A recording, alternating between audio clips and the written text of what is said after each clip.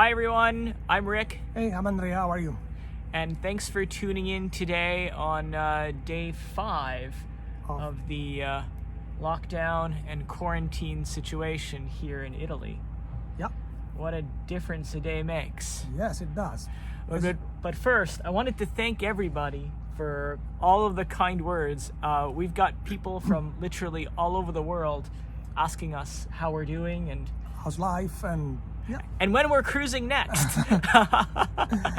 As you can see today, we're outside. It's a beautiful, amazing day. Actually, it's 19 degrees Celsius. It's really warm. It feels like summer. It's hot. Yeah, I'm in short sleeves today. So we took the chance of sitting here and enjoying the sun while we're doing this. Absolutely. I put up the patio today.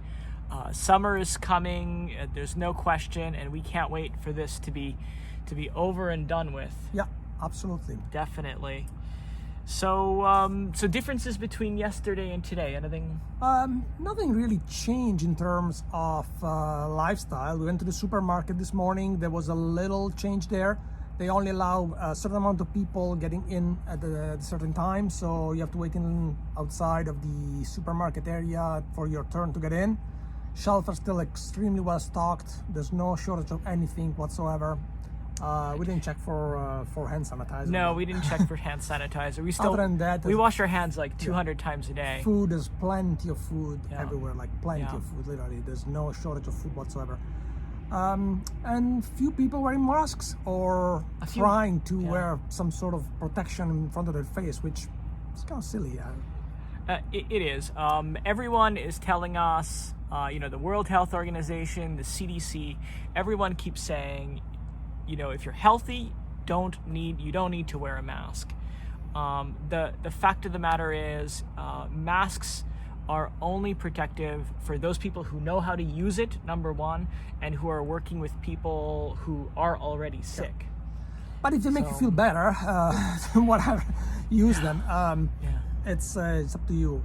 It's more like a psychological fear that they can feel now. People are getting tired of this and getting like a little psychologically scared.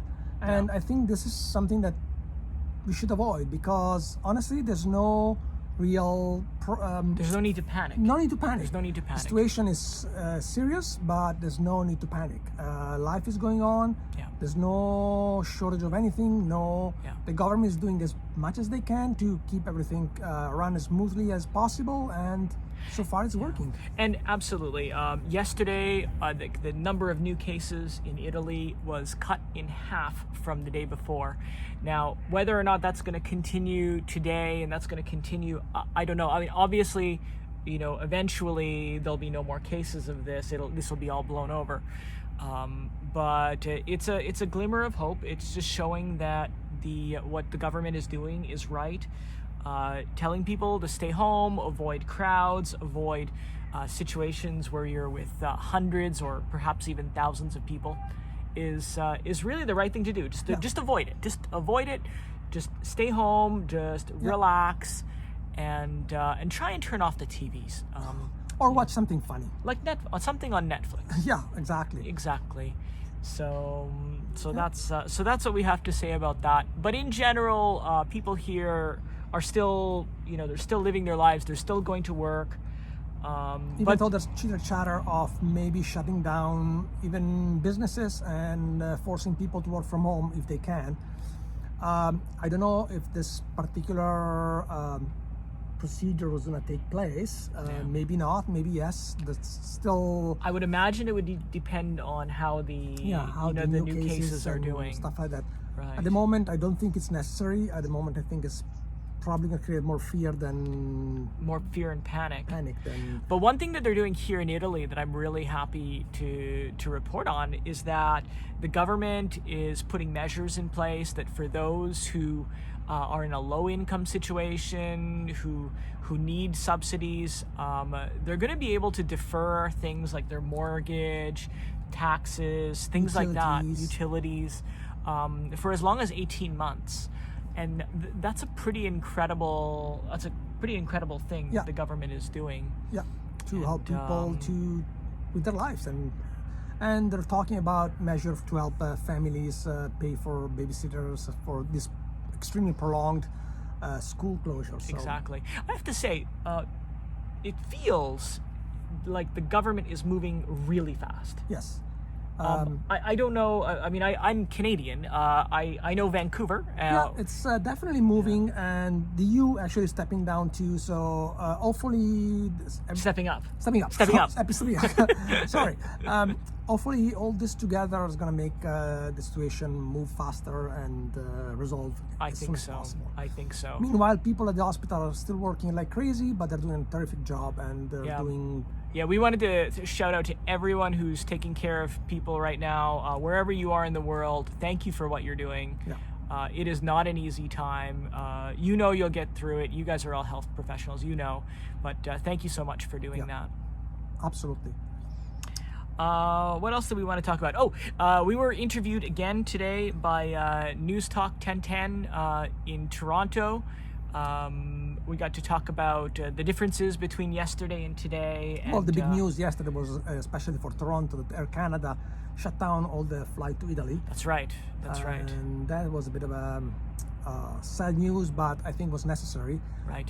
Unfortunately, even if you can make it to Italy, you are confined in your hotel room, so there's no point at this particular moment. The Colosseum is going to still be there in August or September. How many hundreds of years it's been there? It's there since the Roman times, so you can come and enjoy it soon. Yeah. And So. And you know, with the prices of oil where they're going, and with the fact that people are all canceling their flights will be cheap. They are coming up, and I don't know that I can make a recommendation on when right now, but I would say by the fall everything will be all back to normal. And come and enjoy the Colosseum. And if it's not safe, the airline will cancel the flight. Yeah, exactly. Right. So. We had a cruise booked, for instance, at the end of this month. Yeah. The cruise canceled. They canceled the booking because we couldn't. We were locked down. How could we get on the cruise? Yeah, exactly. And they don't want to deal with the situation of having people on the ship. So that's right. They're doing the best they can, and we have to support the cruise line industry because they really got hit hard, but they will get over. They will get over it. And the situation is going to be back to normal, and we'll go back and enjoy this fantastic way of traveling. Absolutely. Yeah. So to our cruise friends and every ship, hello. And yes, we love you guys. We love you guys, and we can't wait to see you on board. Exactly. Great. I think that's it for today. There was one thing that we were doing today. We were cooking food for the next little while. Exactly. So keeping ourselves occupied with that, and but there's no panic. There's no panic. No panic at all. Everything is you know, everything is as normal as it possibly could. Exactly. Thanks, guys. So Thanks stay for tuned tuning for tomorrow. And definitely keep watching our post on traveladdicts.co. Subscribe to us here. Share this with folks that you think might want to hear about what it's like for us living here under quarantine and lockdown conditions, because it's really not the end of the world. Take care. Bye, guys.